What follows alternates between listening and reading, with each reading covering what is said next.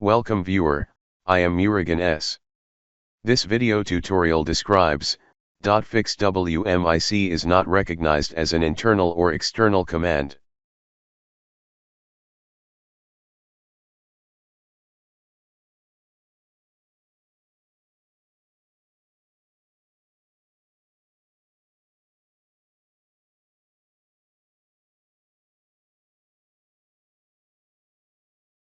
Type PowerShell in Windows search bar, right-click Run as administrator.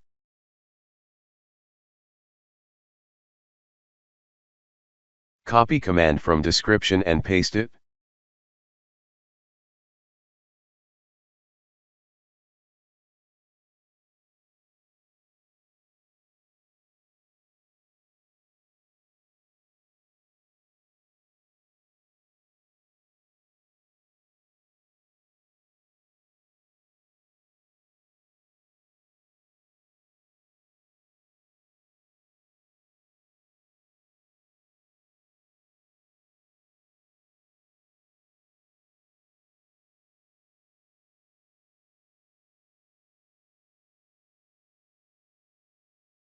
I hope this video tutorial helps to you.